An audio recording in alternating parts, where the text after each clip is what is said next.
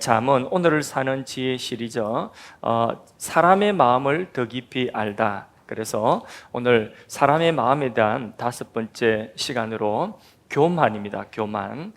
사람 마음속에 있는 교만이라고 하는 것을 떨쳐보도록 하겠습니다. 여러분, 나는 교만해 보입니까? 겸손해 보입니까?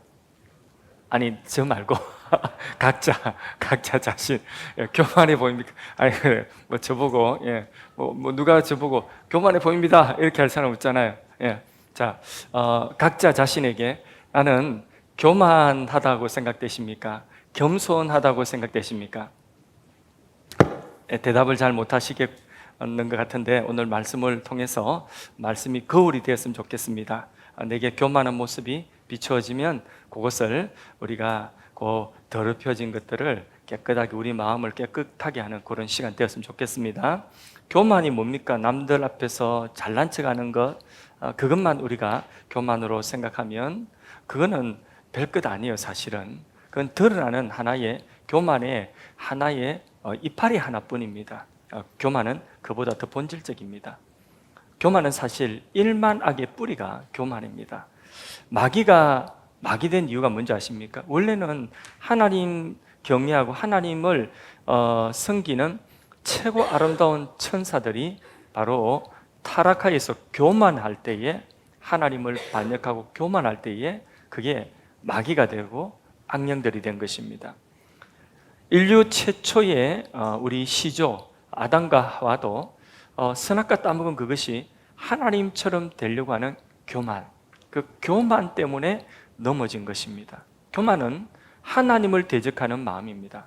그래서 이 작은 죄가 아니에요. 교만은 단순히 잘난 척하는 그 정도 수준이 아닙니다. 마음속에 하나님을 밀어내고 하나님 안 계신 그게 바로 교만입니다.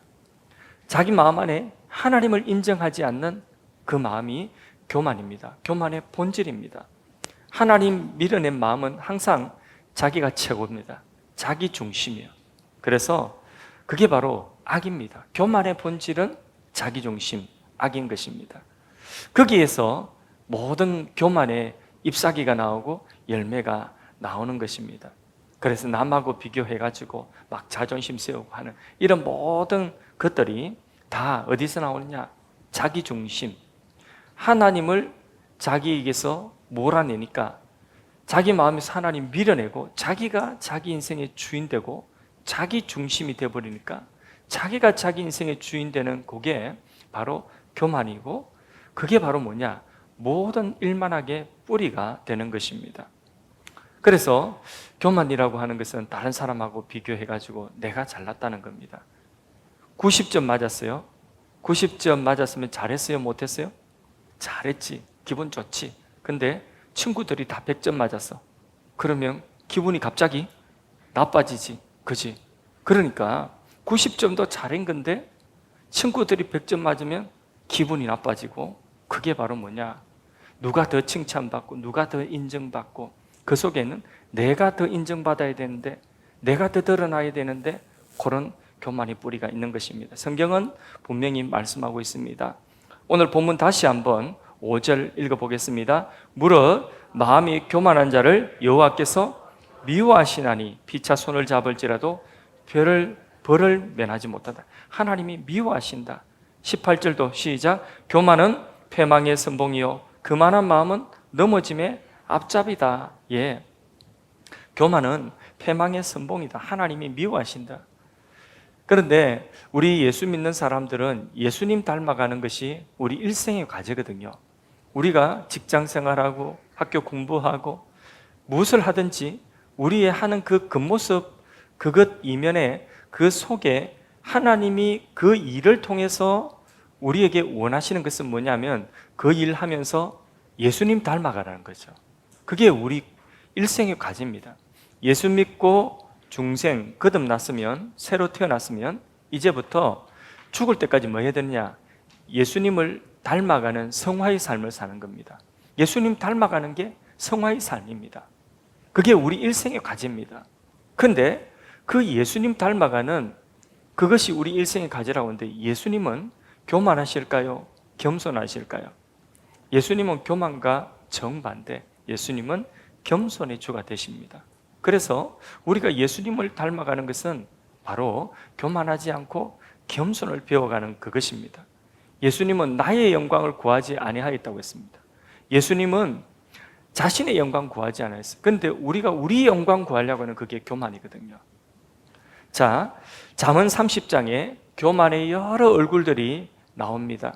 교만의 여러 얼굴들, 교만의 깊은 뿌리는 뭐라고요? 자기 마음속에서 하나님 밀어내고 자기가 자기 인생의 주인 되고 자기 영광 자기가 지키려고 하고 드러내려고 하는 그게 바로 뭐냐?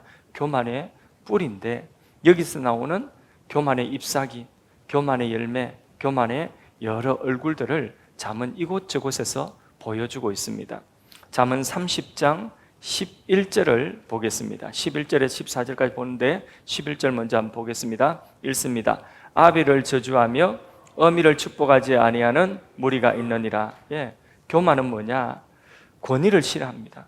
그래서 하나님이 인생의 첫 번째 권위자로 세운 가정의 부모님을 대적하고 부모님에게 불순종하고 그리고 반응하는 것, 그러니까 하나님 세우신 그 가정의 질서에 대항하는 것, 그게 바로 뭐냐면 바로 교만이라는 거죠. 그러니까 부모님에게 함부로 하는 이게 바로 부모님의 말씀에 순종하지 않는 것. 열심히 아이들 지금 적고 있습니다. 이렇게 열심히 적고 있고 이게 얼마나 예쁩니까?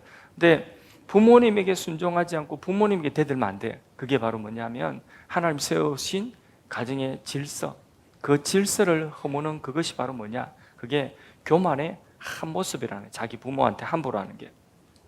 12절 읽습니다. 시작. 스스로 깨끗한 자로 여기면서도 자기의 더러운 것을 씻지 아니하는 무리가 있느니라. 스스로 깨끗하게 여긴다는 거죠. 자기 잘못을 도무지 인정하지 않는다는 것입니다. 그러니까 자기가 자기를 몰라. 이게 교만. 교만의 특징은 자기가 교만한 줄 모르는 게 특징이에요. 자기가 자기의 잘못을 깨닫지 못하는 것. 그래서 스스로 깨끗하게 여긴다는 거죠. 이게 교만의 모습입니다. 또 13절, 눈이 심히 높으며 눈꺼풀이 높이 들린 무리가 있느니라. 눈이 높아서 눈이 저 위에 있어가지고 그래서 다른 사람을 전부 다 알로 본다는 것입니다.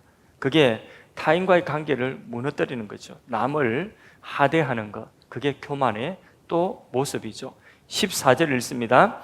앞니는 장금 같고 어금니는 군도 같아서 가난한 자를 땅에서 삼키며 궁핍한 자를 사람 중에서 삼키는 무리가 있느니라.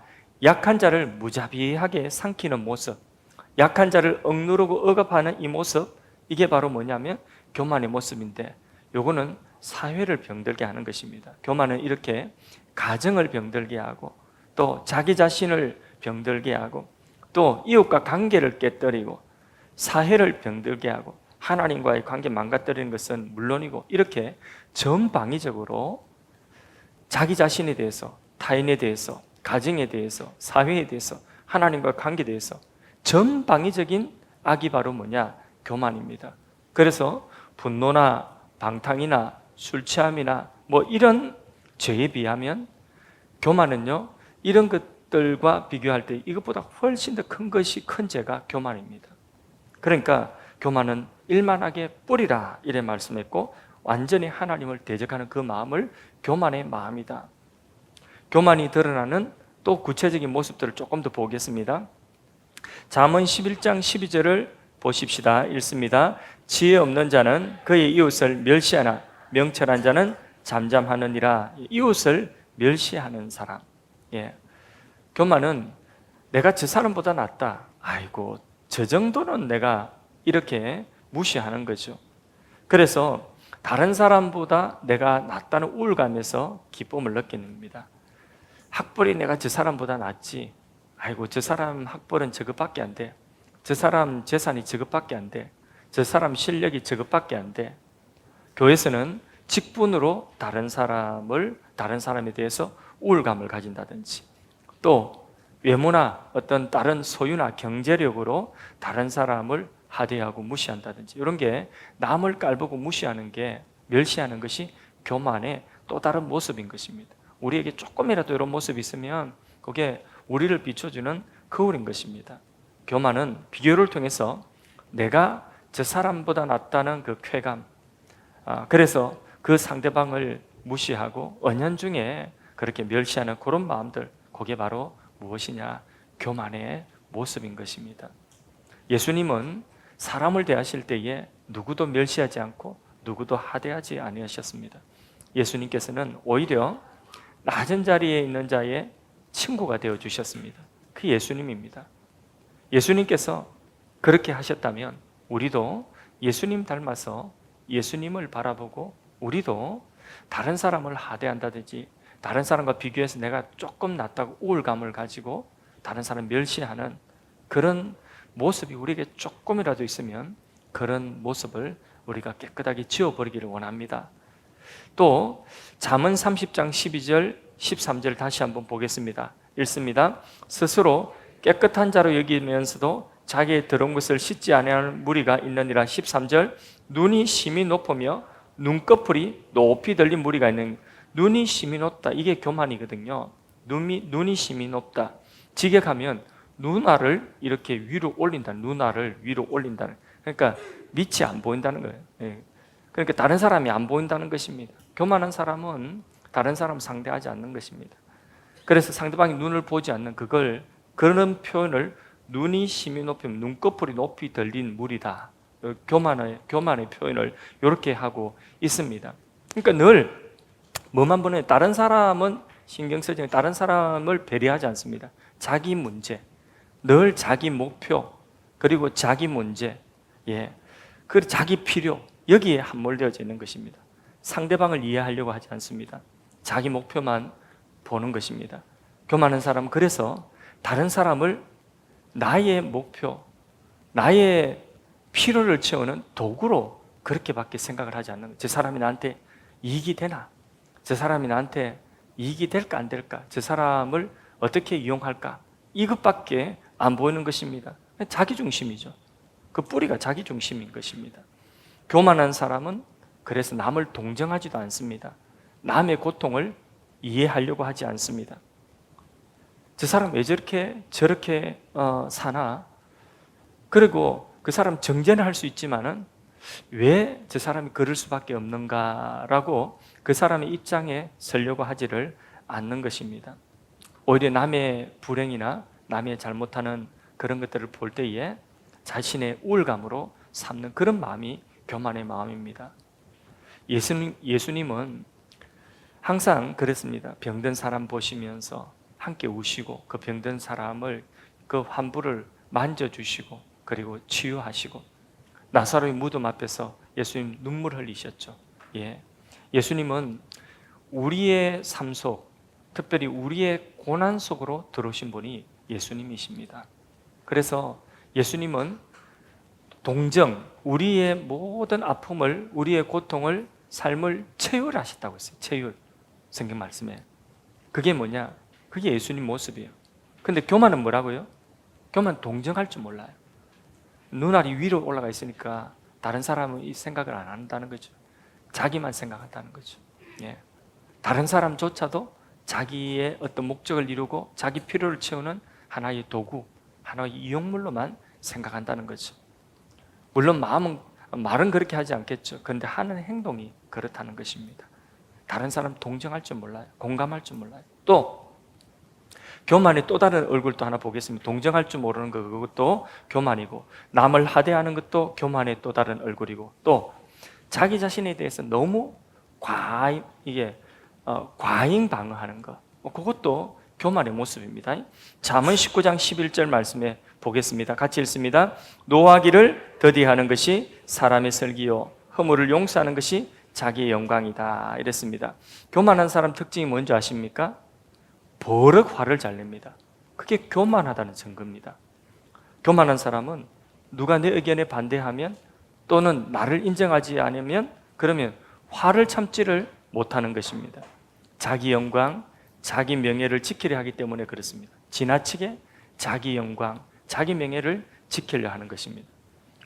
그래서 혹시 누군가의 말 한마디에 내가 막 마음이 확 뒤집어지고 버럭 화가 나고 견딜 수 없고 그런 감정이 일어난 적이 있으십니까? 그게 바로 교만의 또 다른 얼굴이라고 보면 되겠습니다. 그럴 때는 대부분 뭘 건드린 거죠? 갑자기 내가 버럭 화를 낸다. 그러면 뭘 건드린 거죠? 내 자존심을 건드렸다. 자존심. 그래서 마치 상처난 부위가 건드려지면 그럼 아이고 하고 이렇게 아프면서 반응하지 않습니까?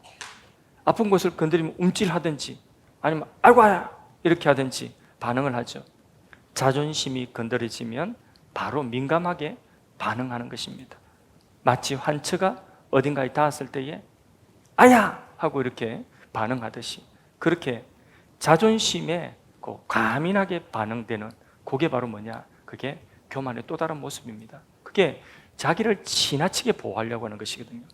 자기를 지나치게 방어하려고 하는 것이거든요. 과민한 그 자존심은 또 다른 교만의 얼굴이라는 것을 알아야 됩니다. 우리 신체의 각 부분은요, 있는지 없는지 몰라요. 여러분 손 오늘 있는지 없는지 그거 생각하고 살았어요. 오늘 내 팔꿈치가 훌륭하게 작동하구만. 이렇게 오늘 그 내 팔꿈치가 움직이는 거 이걸 훌륭한데 훌륭하게 작동하고 있군. 이걸 생각하면서 오늘 살았습니까?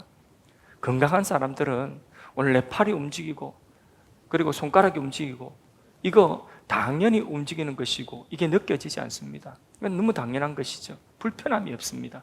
그냥 생각지 않습니다. 그런데 우리의 자존심은요, 매 순간 주목받기를 원합니다. 매 순간 주목받기 원해. 그게 자존심. 일명 뭐라느냐? 관종이라는 관종. 예, 그건 재성입니다. 재성. 그래서 과민한 자존심, 그 교만, 그는 은혜로 고침을 받은 그건 재성입니다. 예. 그래서 건강한 자존심을 가진 사람은 다른 사람의 냉대나 아니면 무례함, 그것에 막 분노하고 과민하게 그래 반응하지 않습니다. 막 그것까지 잠 못 자고 그것까지 막 따지고 그래 하지 않습니다. 그 사람에게 즉각적으로 바로 반응해서 분노한다든지 그래 하지 않습니다. 예수님 보십시오. 자기를 십자가에 못 박는 사람들, 그 사람들을 향하여서 예수님은 아버지여 저들의 죄를 사하여 주옵소서. 저들이 그 다음 뭐라고 말씀하셨죠? 알지 못하고 그들이 알지 못한다 이러시면서 저들의 죄를 사하여 주옵소서 이랬습니다. 우리의 자존심 지킬 건 지켜야 되겠지만은 그 자존심을 지나치게 과민하게 지키려고 방어하는 그는 자기 영예를 자기가 과민하게 지키려고 하는 것이고 그게 바로 뭐냐면 그게 교만의 또 다른 얼굴이라는 걸 알아야 됩니다. 예. 자, 그 다음에 또 잠언 15장 25절을 한번 보겠습니다. 시작. 여호와는 교만한 자의 집을 허시며 과부의 지게를 정하시느니라. 자, 교만한 자는요 과부의 지게를 헐어서 그래서 자기 힘을 과시하고 자기 힘을 가지고 억압하고 이게 이제 뭐냐 힘 자랑하는 거 이게 교만인데 그런데 여기에 여호와는 교만한 자의 집을 허시며 이랬거든요. 여기 교만한이라고 하는 이 단어가 원래 히브리어 이 원어로 게에라고 하는 그런 단어입니다. 이 게에가 원래는 하나님께 쓰이는 단어예요. 하나님께 쓰이면 이 게에라고 하는 이 단어가 지극한 위엄이다. 그러니까 최고로 높은 위엄, 그 최고로 높은 위엄을 게에다 이렇게 요 단어를 사용하는데 이 단어는 하나님께 쓰는 단어입니다. 그런데 이 단어를 인간이 차용해가지고 인간이 차지하니까 그게 어불성설이죠, 그죠? 그래서 인간이 스스로 하나님 자리에 올라가려고 인간이 스스로 다른 사람을 선악을 판단하는 그 자리에 뭐는 옳고 뭐는 그렇고 그래서 자기가 판단하는 심판자의 자리에 올라서고 선악을 판단하는 그 판단자가 되고 그리고 자기 힘을 가지고 또 자신의 삶을 운영할 뿐만 아니라 그리고 다른 사람의 힘 약한 사람들의 그 모든 것들도 억압하기도 하고 이게 자기의 위엄을 세우려고 하는 이게 교만이란 원래 지극한 위엄은 하나님께 있는 겁니다. 그런데 자기가 자기 스스로의 힘을 과시하고 자기 스스로를 하나님처럼 판단자가 되고 그리고 자기 스스로를 그 지극한 위험의 자리를 올려놓는 그게 교만이라고 하는 것이죠. 루이스 스미스라고 하는 신학자는 이런 말을 했습니다. 종교적 의미, 그러니까 기독교적인 신앙의 의미에서 교만이라고 하는 것은 하나님 되심을 거부하는 것이다. 하나님의 지위를 찬탈하는 행위다. 교만은 피조물로 살라고 하는 초청을 물리치는 것이다. 그래서 자기가 창조주, 하나님이 되려고 하는 것이다. 교만은 거대한 기만이요 우주적인 허세다. 허세도 이런 허세가 없다는 것이죠. 결국 교만한 사람은 자기 과신에 빠지는 거죠. 자기가 하나님이니까. 그러니까 미련해질 수밖에 없는 것입니다.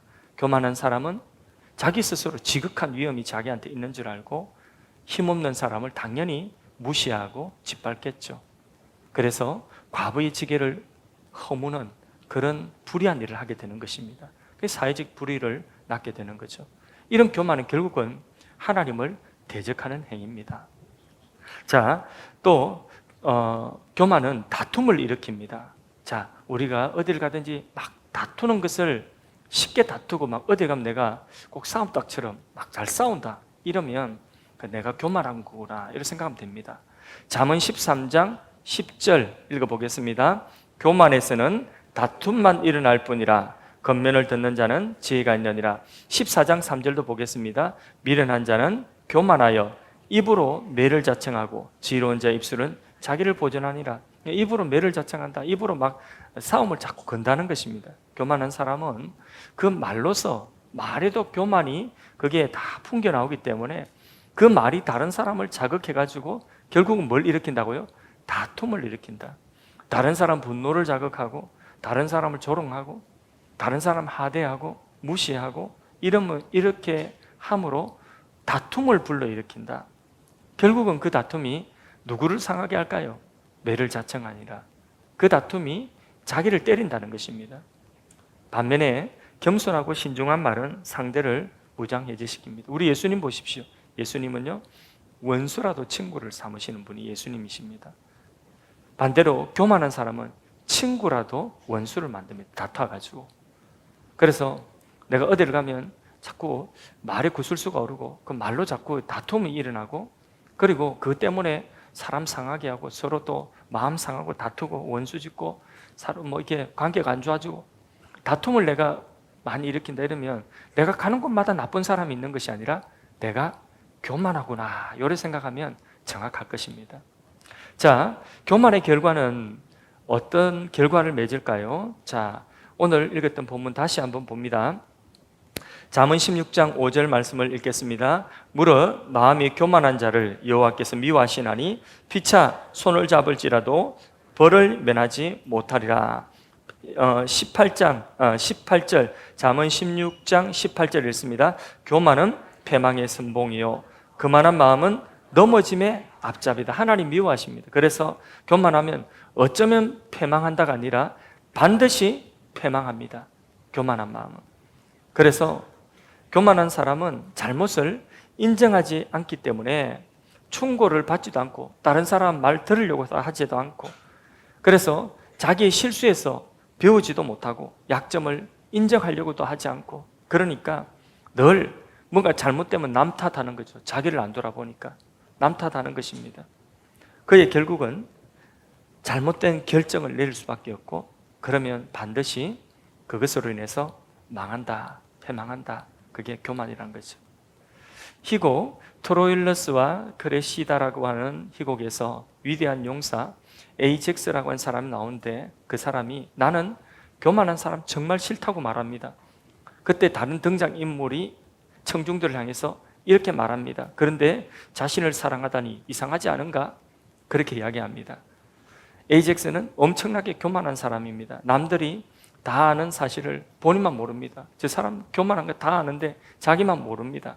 그래서요, 그 아킬레스라고 하는 그 아킬레스의 갑옷을 그 어떤 사람에게 이렇게 주어지면 그 사람이 굉장히 힘을 가지는데 그 갑옷이 자기가 아니라 다른 사람에게 주어질 때에 결국은 이 교만한 사람은요 그것을 치욕스러워하면서 그러면서 스스로 자결합니다. 그래서 그때에 등장인물이 그렇게 말합니다. 교만한 사람은 자기를 삼켜버립니다. 그렇습니다. 교만이 자기를 삼키는 것, 자기를 때리고 결국은 패망의 길로 가게 만드는 것입니다. 그런데 이 교만은 어디에서 나왔느냐? 교만의 뿌리는 원래 악한 영이, 그 천사가 악한 영이 되는 과정, 그러니까 마귀가 되는 과정이 뭐냐? 하나님을 반역했죠. 거기서 나왔고, 또 최초의 우리 인류의 시조가 하나님처럼 되려고 하나님이 금하신 그것을 선악과를 먹고 하나님 자리를 자기가 하나님처럼 되려고 하는, 거기에서 교만이 나왔죠. 그런데 이 교만을 이제 다시, 이 교만의 물주기를 바꾸신 분이 있습니다. 겸손하여 하나님의 은혜를 받도록 하고, 겸손하여 하나님의 축복을 받도록 하는, 저주의 물줄기를 축복의 물줄기로, 교만의 물줄기를 겸손의 물줄기로 바꾸신 분이 계십니다. 그분이 누구죠? 예수님이시죠. 예수님. 우리 예수님 빌립보서 2장 5절에서 8절 말씀을 같이 한번 읽어보도록 하겠습니다. 읽습니다. 시작. 너희 안에 이 마음을 품으라. 곧 그리스도 예수의 마음이니 그는 근본 하나님의 본체시나 하나님과 동등됨을 취할 것으로 여기지 아니하시고 오히려 자기를 비워 종의 형체를 가지사 사람들과 같이 되셨고 사람의 모양으로 나타나사 자기를 낮추시고 죽기까지 복종하셨으니 곧 십자가에 죽으심이라. 아멘. 예수님께서는 하늘의 영광을 버리시고 사람의 형체를 입고 이 땅에 자기를 낮추셨어요. 그래서 예수님은 계속해 자기 비하여 낮추시고 어디까지 낮추셨다고요? 곧 십자가에 죽기까지 하심이라. 어디까지 내려가셨느냐? 무덤에까지 내려가셨습니다.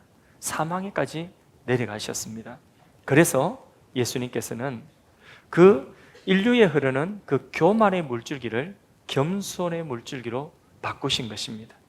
하나님의 진노, 패망의 물줄기를 축복의 물줄기로, 생명의 물줄기로 예수님은 십자가에 내려오시고 그리고 죽음에까지 내려가셔서 이 물줄기를 축복의 물줄기로, 생명의 물줄기로 바꾸신 분, 교만의 물줄기를 겸손의 물줄기로 물줄기를 트신 분이 예수님이신 줄로 믿습니다. 근데 이 잠언 16장 19절 말씀을 같이 읽어보겠습니다. 시작. 겸손한 자와 함께 마음을 낮추는 것이 교만한 자와 함께 탈취물을 나누는 것보다 나오는, 세상에 어떤 것을 준다 할지라도 우리가 교만하면, 그러면 그 모든 것들을 얻어도 우리는 결국 패망의 길이다. 겸손한 자와 함께 마음을 낮추는 것이 복이 있다. 겸손한 자 누구죠? 겸손한 자 누구라고 했어요? 빌립보서 2장에 예수님. 예수님과 함께 마음을 낮추는 그것이 바로 우리에게 복이 된다. 믿으십니까? 예수님은 그 겸손의 자리에 내려오심으로 말미암아 자기 비하로 끝난 것이 아니라 하나님이 그를 지극히 높이셨습니다.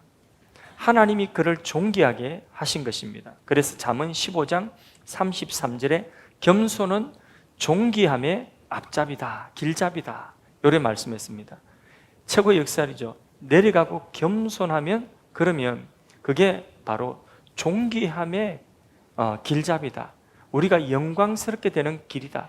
내가 스스로 내 영예를 지키려고 하는 것이 아니라 예수님처럼 우리가 겸손해지면 하나님께서 우리를 높이신다, 이겁니다. 예수님이 자신의 삶으로 이 말씀을 입증해 보여 주신 것입니다. 십자가의 죽으심으로 하나님이 그를 지극히 높여 모든 만물이 그 이름 앞에 무릎 꿇게 하신 것입니다. 스스로 존귀함을 구하고 스스로를 높이려고 하지 아니하고 하나님이 그를 높여주셔야 되는 것입니다. 여러분, 겸손하기 원하십니까? 그럼요, 교정을 받아야 됩니다. 우리 마음속에 교만한 마음들, 그거를 교정받고 고쳐야 되는 거죠. 잠언 13장 18절 말씀을 같이 읽어보겠습니다. 시작. 훈계를 저버리는 자에게는 궁핍과 수욕이 이르거니와 경계를 받는 자는 존영을 하는. 경계를 받는다는 뜻이 무슨 뜻이죠? 경계를 받는다는, 교정받는다는 것입니다. 그러면 하나님 그를 높이신다. 마음을 낮추어서 다른 사람들, 믿음의 사람들과 함께 서로의 이 교만함을 교정받고 그래야 됩니다. 교회 안에서도 내가 교만한 부분이 있으면 그걸 교정받아야 돼요. 어떻게 해요? 설교 말씀 듣다가 성경 공부하다가 멘토링하며 제자 훈련하며 다른 사람과의 이 사랑방과 또 이렇게 사역을 같이 하면서 내가 교만한 부분들이 있으면 그걸 교정받아야 돼요. 교정받을 수 있는 사람이 겸손한 사람입니다. 부부 사이에서 그 말할 수 있어야 됩니다. 제가 설교를 잘못하고 제가 어떤 목회 현장에서 말 실수를 한다든지 어떤 실수를 할 경우에 그때에 우리 집에서 예를 부부가 이렇게 가족이 아빠 또는 뭐 여보 그거는 좀 너무 나간 것 아니에요? 너무 잘못된 것 아니에요? 이렇게 말을 해준다면 그 말을 제가 듣고 버럭 화를 내면서 그럼 네가 설교해라! 우리 선배 목사님 전설 같은 이야기가 있습니다. 사모님이 늘 교정을 해주시나 봐요. 근데 그 목사님은 늘 교정이 듣기 싫어요.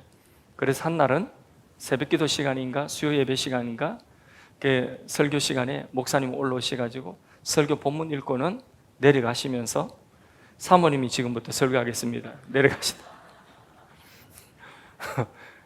전설 같은 이야기가 있습니다.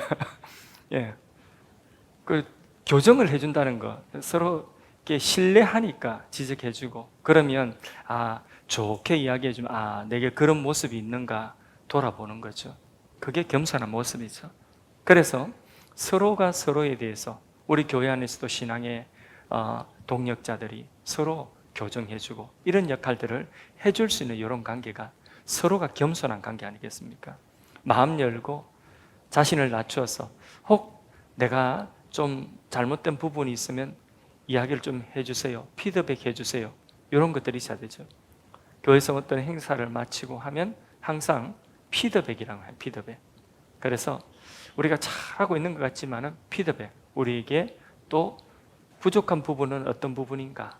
이런 모습들이 항상 우리에게 있어야 되는 것입니다. 개인적으로 남을 깔보고 나보다 좀 못하다고 하대하고 그런 마음의 자세가 일절 없기를 주님의 이름으로 축복합니다. 누군가를 이해하려고 노력하고 그리고 작은 것에도 당연한 것으로 여기지 말고 감사하십시오. 교회에서 누군가가 뭐 이게 교회 화장실 청소라도 하나 하고 뭐 이게 뭘 하나라도 교회 안에 구전 일을 하는 것을 보시면 그거 당연한 것으로 여기지 마시고요. 그것을 존중하고 감사하는 마음, 내가 해야 되는데 대신 해주시네요. 고맙습니다. 이런 마음을 항상 가질 수 있기를 바랍니다. 가정 안에서도 부모를 공경하고 자녀를 존중하고 그래야지 가정이 든든하게 세워지고 그 겸손이 가정을 세워나가는 줄로 믿습니다.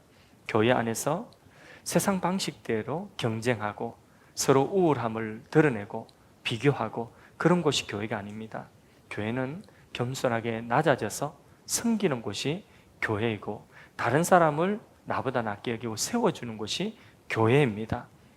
세상 속에서 약자를 무시하지 말고 약한 자를 도울 수 있는, 약한 자를 이용하는 것이 아니라 약한 자를 도울 수 있는 그리스도의 마음을 품을 수 있기를 원합니다. 특별히 우리 교회 안에서는요, 서로 칭찬을 좀 많이 해줘야 됩니다. 잠언 12장 8절 27장 2절 말씀을 보면 타인이 너를 칭찬하게 하고 내 입으로는 하지 말라고 했거든요. 우리는 다 칭찬을 먹고 자라갑니다. 이 아이들도 칭찬을 다 먹고 자라갑니다. 오늘 예배 마치고 칭찬해 주십시오. 특별히 여기 남학생 둘이 칭찬해 주십시오. 한마디도 지금 말 안 하고 앉아서 뭘 열심히 지금 설교를 기록하고 있습니다. 집에서 지금까지 이런 모습 어디 있노? 이런 모습 본 적 있습니까? 그죠? 감격스럽죠? 눈물 나죠? 오늘 맛있는 거 사주세요. 순겸아, 오늘 아빠가 맛있는 거 사준다고 했다. 칭찬해 주세요. 이 아이 때도 칭찬 받아야 되고요. 우리 어른들도 칭찬 받아야 돼요. 또 백발이 이렇게 있어도 그 백발이라도 하나님 앞에 갈 때까지는 칭찬을 먹고 살아갑니다. 우리는 칭찬 다 먹고, 목사도 칭찬을 먹고 자라가고 우리 사역자들도 칭찬을 먹고 자라가고 우리 한 사람 한 사람 모두가 칭찬을 먹고 자라가는데 잠언 말씀에 타인이 너를 칭찬하게 하고 내 입으로는 하지 말지니라 했어요. 자기 입으로 하면 그게 뭐가 되죠? 교만이 되는 거죠. 그런데 칭찬은 누가 해줘야 되느냐?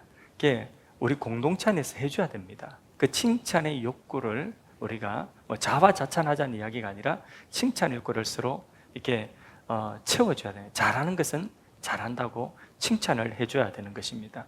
그러면 그 칭찬받고 우쭐해지라고 하는 이야기가 아니라 그 칭찬 받을 때에 그때에 또 하나님 앞에 더 충성할 수 있는 그 하나의 또 당근도 되기도 하고요.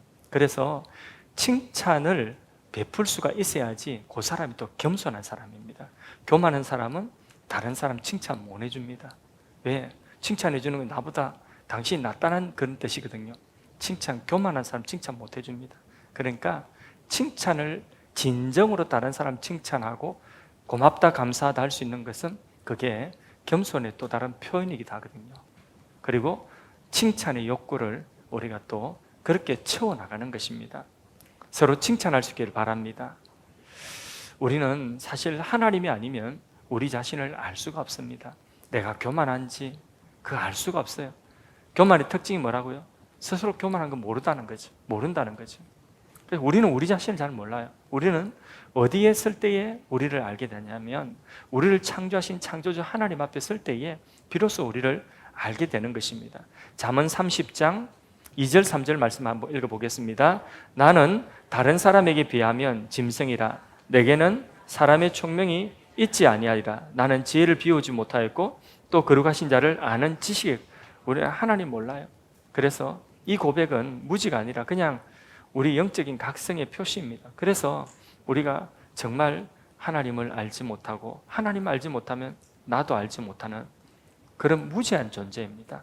그렇기 때문에 우리는 항상 하나님 말씀을 들어서 하나님 계시하신 말씀 앞에서 하나님도 알고 그 하나님 앞에서 나도 알고 내게 교만한 그런 모습이 이렇게 드러나면 그 교만을 거울로 보고 씻어내는 그런 은혜가 있기를 다시 한번 주님의 이름을 축복합니다. 너희 안에 이 마음을 품어라. 누구의 마음이라고요?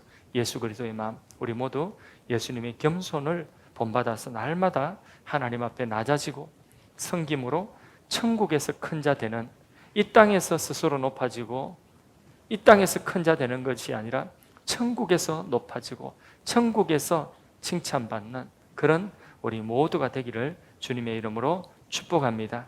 우리가 낮아지면 주님이 우리를 높이십니다. 할렐루야.